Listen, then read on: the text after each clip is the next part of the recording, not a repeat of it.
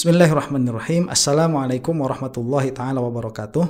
Alhamdulillahirabbil alamin wa sallallahu ala sayyidina Muhammadin wa ala alihi wa sahbihi wasallam, amma ba'du. Ada sebuah rumah makan yang sedang viral dari Solo, yaitu rumah makan Widuran. Ini sudah viral tapi kita nggak bisa ikut makan di sana ya, karena viralnya ini buruk, yaitu restoran yang bersangkutan sudah 52 tahun menjual menu non halal tanpa disertai keterangan bahwa itu adalah non halal. Ini menggemaskan ya, banyak sekali hal yang bisa kita bahas dari kejadian ini, mulai dari kebijakan pemerintah sampai kepada cara kita memahami halal dan haram. Cuman akan kita urut nih satu-satu dulu ya. Dari mana? Dari fakta pada akhirnya banyak orang-orang mukmin yang memakan bahan yang tidak halal untuk dimakan, yaitu daging babinya. Dalam hal ini bukan daging sih ya, tapi minyaknya. Nah, saya sampai melihat ini orang-orang kan sekarang rame wisata kuliner nih, rame mukbang ya. Saya sampai searching itu dan memang betul ada beberapa orang yang sudah mereview restoran itu sebelum terkenal bahwa restoran itu menjual menu tidak halal. Dan itu luar biasa, sampai-sampai makannya itu dengan membaca bismillah dulu ya. Bismillahirrahmanirrahim, kemudian makan tuh. Padahal ini makan itu bahan yang tidak halal untuk dimakan. Dan banyak juga orang-orang yang berjilbab begitu ya masuk ke situ dan lain sebagainya. Ini miris memang ya. Seharusnya penjual itu kan memiliki moral lah, sudah tahu orang ini kalau tahu apa yang kita buat ini tidak akan dia makan, ya seharusnya diberitahu dulu begitu ya, bahwa ini mengandung sesuatu yang kalau kamu tahu kamu punya pilihan untuk makan atau tidak. Dan ini seharusnya tidak berlaku hanya di dalam kehalalan keharaman saja, tetapi juga di dalam bahan-bahan lain yang memang sebagian orang itu berani mengambil risiko untuk memakannya, sebagian lagi tidak. Seperti terlalu banyak bahan pengenyal misalkan di dalam bakso atau dalam gula di dalam minuman atau di dalam makanan dan lain sebagainya. Cuman biarkanlah itu menjadi bagiannya nutritionist ya, bukan kapasitas saya berbicara di situ.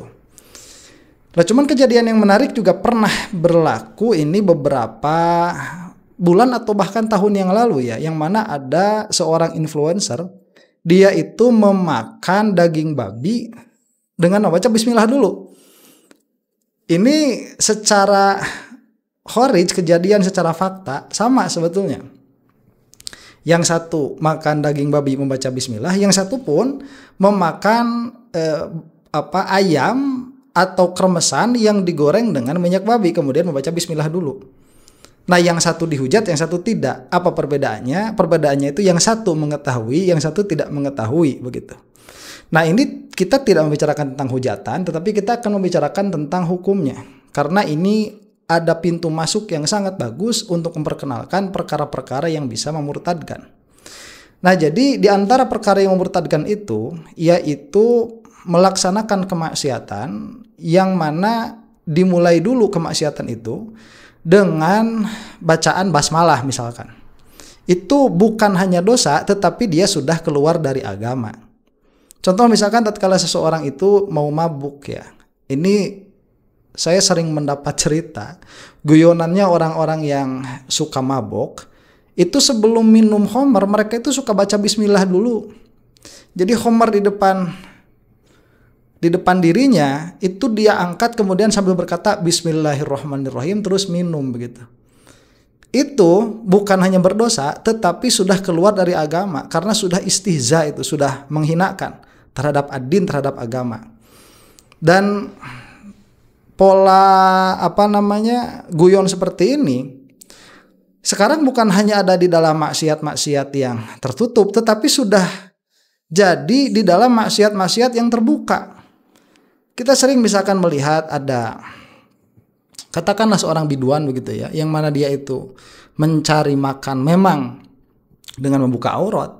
Kemudian setelah mendapatkan saweran yang banyak mengatakan alhamdulillah. Ini problematik sebetulnya, dan itu bisa dijadikan kajian tertentu bagaimana hukumnya, apakah ini mengeluarkan dari agama atau tidak. Jadi suatu maksiat apabila dia itu dilaksanakan, dia berhenti hanya di dalam maksiat, tidak akan berbahaya bagi asal keimanannya, dengan syarat bahwa dia itu meyakini bahwa hal itu adalah maksiat dan dia tidak menambahkan unsur-unsur yang lain seperti menghinakan terhadap agama tatkala melaksanakan maksiat itu.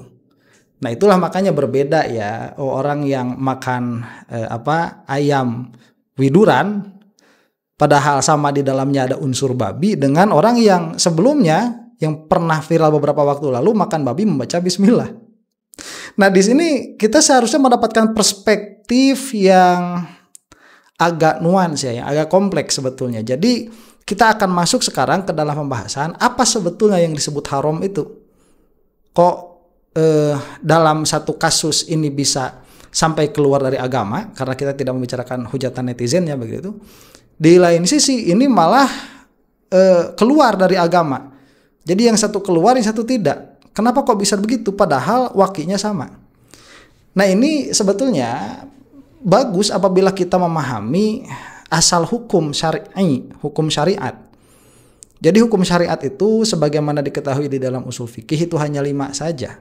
1 wajib, 2 sunnah, 3 mubah, 4 makruh, 5 haram. Sebelum datang negara Wahabi menyerang menambahkan hukum ke-6 yang namanya bid'ah. Karena kalau bagi mereka bid'ah itu dia sudah hukum. Dan banyak juga sih nanti Wahabi-Wahabi yang udah mulai ngaji mengatakan itu memang bukan hukum, karena sunnah yang dimaksud di sini adalah kumpulan perkara-perkara yang dilaksanakan oleh Rasulullah SAW, sedangkan bid'ah itu yang bukan begitu, yang mana ada potensi dilarang dan lain sebagainya. Itu urusan lain ya. Kita Wahabi kita singkirkan dulu sejenak, karena mereka itu tidak memiliki pola berpikir yang ajak. Jadi kalau ngobrol sama mereka sebetulnya kita hanya menambah kepusingan saja begitu. Nah, jadi dari 5 hukum ini banyak orang yang memahami bahwa wajib itu apabila dikerjakan mendapatkan pahala, apabila ditinggalkan maka dia mendapat siksa.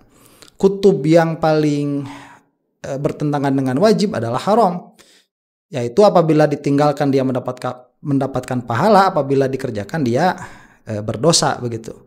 Kemudian sunnah ya apabila dikerjakan mendapat pahala, apabila tidak dikerjakan tidak apa-apa. Kutub lawanannya adalah makruh, yang di tengah-tengah ini yang netral adalah mubah.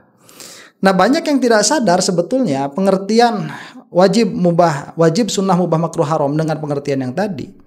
Itu adalah pengertian bagi Mu'tazilah sebetulnya. Kenapa demikian? Karena Mu'tazilah itu dari awal dia punya konsep sholah wal aslah.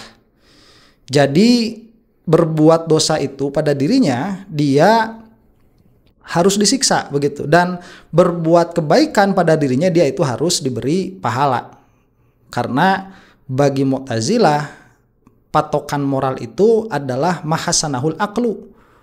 Jadi patokan baik secara moral itu adalah perkara yang dianggap baik oleh akal, dan buruk itu adalah perkara yang buruk menurut akal.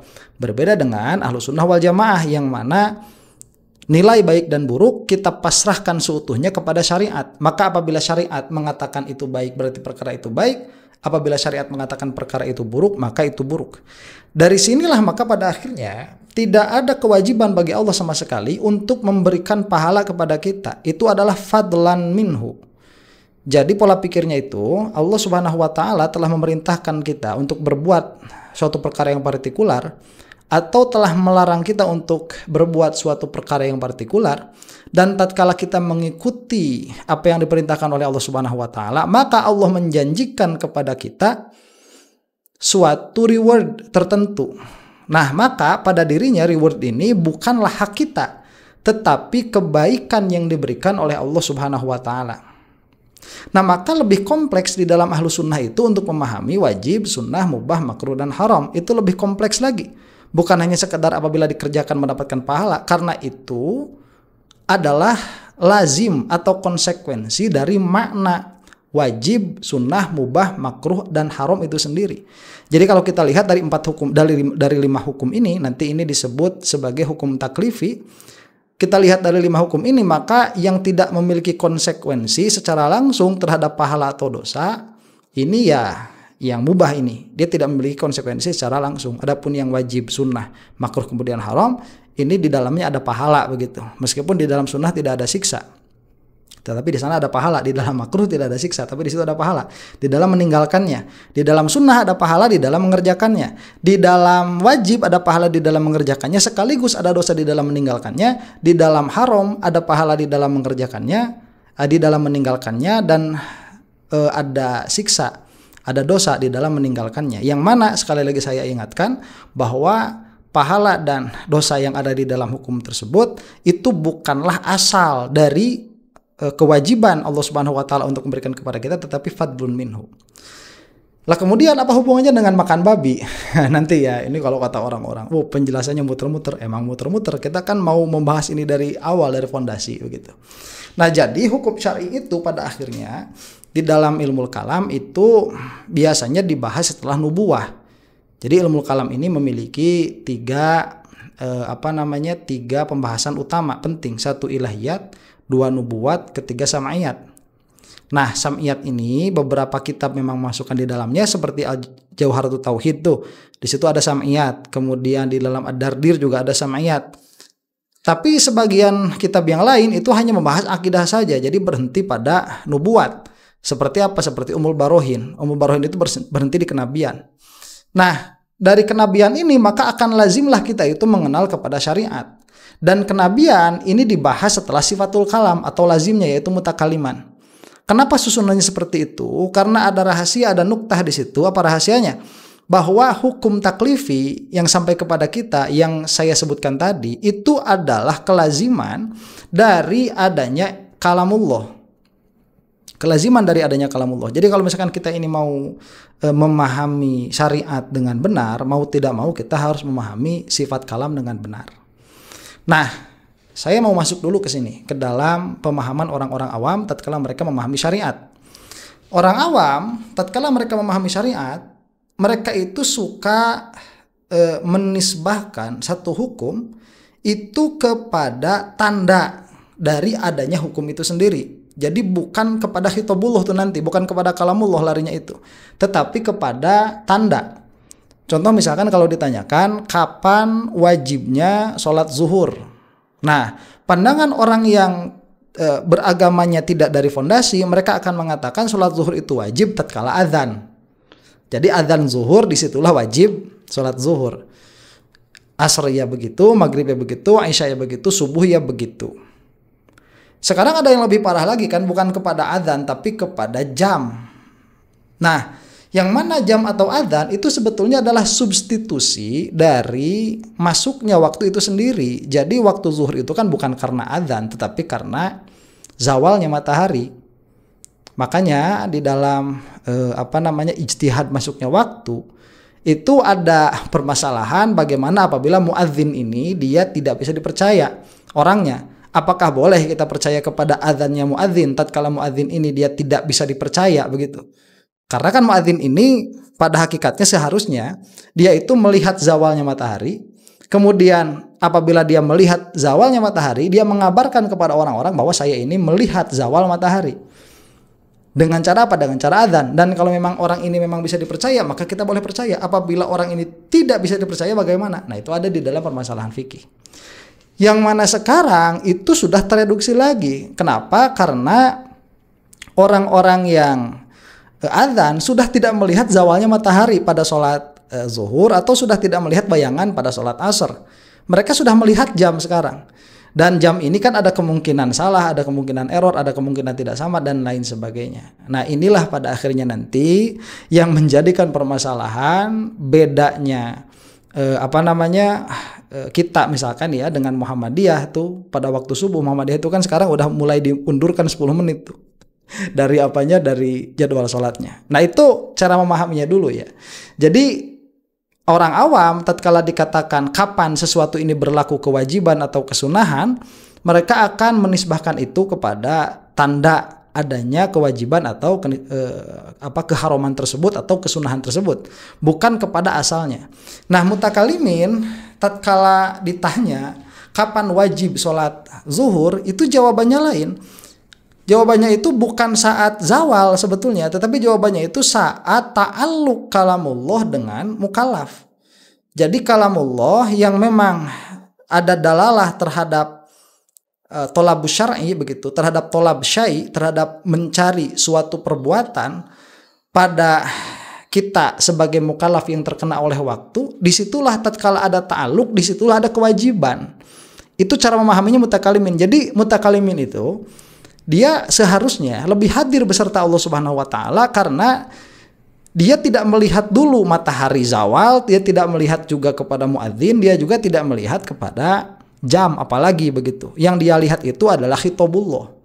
Apabila misalkan sudah ta'alluq perintah Allah dengan kita, berarti di situ ada wajib sholat atau wajib puasa misalkan atau wajib haji dan lain sebagainya.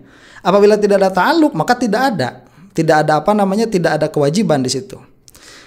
Nah, cuman permasalahannya kita tidak memiliki akses langsung. Jadi bagaimana kita mengetahui bahwa Allah itu memerintahkan kita untuk apa dan kapan? Nah, disitulah mutakalimin membutuhkan atau akal kita begitu ya, atau kita sebagai hewanun natik membutuhkan kepada Rasul. Makanya Sayyidina Ali itu tatkala ditanya, apakah kamu mengetahui Allah dari Muhammad atau kamu mengetahui Muhammad dari Allah? Jawaban Sayyidina Ali itu, apabila saya mengetahui Muhammad dari Allah, ya saya tidak butuh Muhammad begitu. Untuk apa? Berarti saya punya akses langsung kepada Allah. Dan apabila saya mengetahui Allah dari Muhammad, berarti saya lebih kenal Muhammad daripada Allah. Dalam pengertian taklid begitu. Nah, pada akhirnya tupoksinya berbeda. Jadi araftu rabbi bi rabbi wa jaa Muhammadun bima arada rabbi. Aku mengenal Tuhanku dari Tuhanku. Dalam pengertian itu lewat apa yang sudah diberikan oleh Allah, yaitu akal. Dan datanglah Nabi Muhammad SAW kepadaku membawa apa yang diperintahkan, begitulah. Aroda di situ yang diinginkan, makna apa namanya lughahnya. Cuman kalau sudah menjadi makna syariah, apa yang Allah perintahkan. Datanglah Nabi Muhammad SAW membawa apa yang diperintahkan oleh Allah Subhanahu Wa Taala. Itu jawaban Sayyidina Ali. Ini jawaban mutakalimin sekali begitu ya. Udah nggak kayak Wahabi. Nah, disitulah kita belajar yang namanya fikih begitu. Jadi Rasulullah SAW itu nanti pada akhirnya menjelaskan kepada kita yang oleh para ulama usul itu disebut hukum wadai. Ya, jadi kan ada hukum syar'i. Hukum syar'i itu terbagi dua, ada hukum taklifi dan ada hukum wadai. Yang mana hukum wadai itu kan 5 itu. Ada sabab, ada syarat, ada mani', ada sah, ada fasad atau batil. Nah, ini nanti berhubungan dengan ciri-ciri baru, berhubungan dengan tanda-tanda. Oke, sekiranya begitu ya, Rasulullah SAW itu mengabarkan kepada kita bahwa Allah Subhanahu Wa Taala memerintahkan kamu untuk sholat dengan tanda, apa tandanya? Zawalnya matahari. Itu sholat kamu 4 rakaat, namanya zuhur, rakaatnya sekian dan lain sebagainya. Nanti dengan kesunahan-kesunahannya atau dengan wajib-wajibnya begitu ya dijelaskan oleh Rasulullah SAW di dalam tempat yang tatkala sampai kepada kita itu tidak dalam satu bab khusus bab sholat begitu ya, tetapi di dalam hadis yang terpencar di mana-mana. Makanya kenapa kita harus bermadhab dan kenapa kita harus mengikuti para ulama fikih, karena mereka itu takhusus di situ. Nah, ini pada akhirnya nanti keluar tuh waktu sholat zuhur, kemudian waktu sholat asar, yang mana itu adalah tanda bagi bahwa Allah Subhanahu Wa Taala itu ada memerintah kepada kita untuk melaksanakan A, B, atau C. Termasuk di situ apa-apa yang tidak boleh kita makan. Nah, baru kita masuk di sini nih ke dalam pembahasan tadi itu apa restoran widuran lagi ya. Jadi dari perspektif fikih yang difahami dengan thariqatul mutakalim, sebetulnya tidak ada daging babi yang haram, tidak ada minyak babi yang haram. Kenapa? Karena sifat haram ini dia hanya bisa terkena kepada perbuatan mukallaf, bukan kepada ain, bukan kepada zat. Karena kita kan harus konsekuensi di dalam definisi nih. Haram itu sendiri, kalau tadi dikatakan apabila dikerjakan dia mendapat dosa, apabila ditinggalkan dia mendapat pahala, kemudian dikatakan daging babi haram, nah terus apa? Daging babi apabila dikerjakan mendapat pahala, apabila dikerjakan mendapat dosa, apabila ditinggalkan mendapat pahala. Apa itu? Nah, itu kan secara definisi, secara maudhu mahmul kan tidak konsisten. Nah, makanya yang namanya haram misalkan itu adalah apa? Tolabul kafi tolaban jaziman begitu. Jadi tolabul kafi anil fi'li tolaban jaziman. Nah, itu adalah ta'rif dari haram, yaitu ada apa namanya ya? Ada tuntutan dari Allah Subhanahu wa taala dari mukallaf untuk menahan perbuatannya dengan tuntutan yang sangat kuat, yang sangat keras. Salah satu ciri keras atau kuatnya itu adalah adanya ancaman, yaitu diancam dengan siksa atau dengan neraka. Nah, jadi kalau misalkan dia itu dari awal tarifnya adalah tolabul kafi anil fi'li, yaitu mencegah dari perbuatan, maka sebetulnya yang diharamkan itu adalah perbuatan memakan daging babinya, bukan daging babinya itu sendiri. Jadi daging babinya menjadi tidak relevan sebetulnya untuk dikatakan haram. Yang dikatakan haram itu apanya? Perbuatannya. Nah, makanya kalau misalkan kita berbuat atau membaca tafsir-tafsir seperti di dalam Al-Quran ada diharamkan atas kalian semua misalkan babi.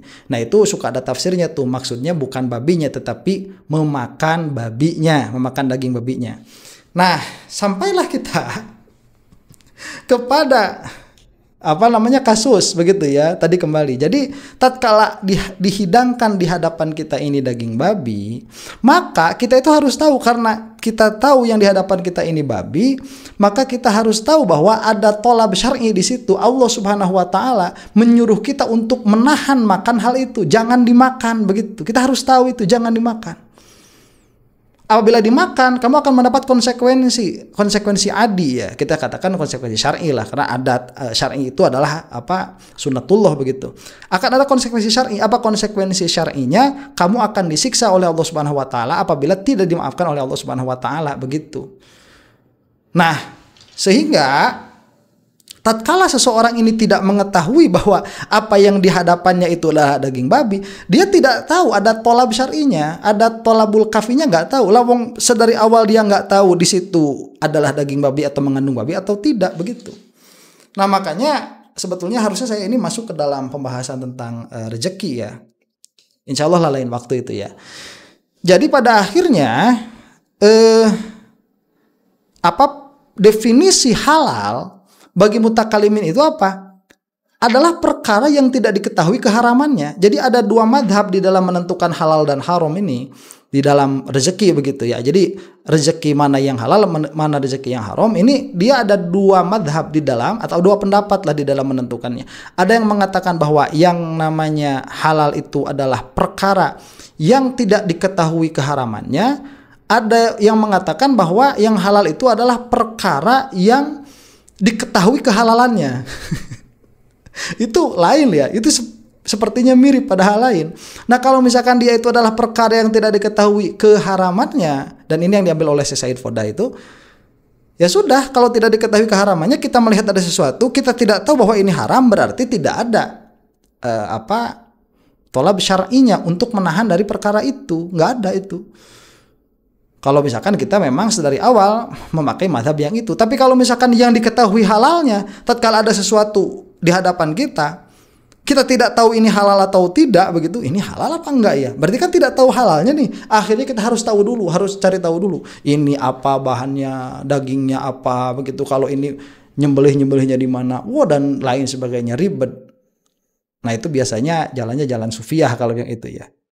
Nah, jadi itu yang ada. Nah, makanya nanti ini berkaitan dengan sertifikat halal begitu. Jadi kan kita agak susah juga ya. Sertifikat halal ini dibuat itu atas dasar apa, regulasinya bagaimana, karena halal itu kan keluar sertifikasi dari satu sampel begitu, atau dari 2 atau dari 3. Setelah keluar sertifikat halalnya, apakah dia dijamin masih halal juga? Kan tidak ada jaminan juga sebetulnya. Apakah gara-gara ada sertifikat halal, taruhlah yang asli begitu, sudah jelas begitu ya. Kalau yang palsu kan tidak ada kekuatan apa-apa. Ini sudah misalkan dicap nih satu restoran ini halal. Tatkala sudah dicap satu restoran ini halal, apakah ada jaminan setelah keluar sertifikat itu kemudian itu menjadi halal? Kan enggak lah. Masak itu tiap hari kok. Sampel yang diberikan kepada instansi yang mengatur sertifikat halal bukan makanan yang dipasak besoknya kan. bahannya di situ ada kemungkinan dibedakan bahannya, ada kemungkinan disubstitusi lagi bahan-bahannya dan lain sebagainya begitu. Ini menurut saya kalau misalkan kita berpikirnya ajak juga tidak bisa mengandalkan tuh label halal. Jadi kalau misalkan kita kembali kepada kepada memahami syariat dengan baik, memang secara detail nanti ini ada di dalam fikih begitu ya, bagaimana hukum ghalabah, apakah berluka atau tidak dan lain sebagainya.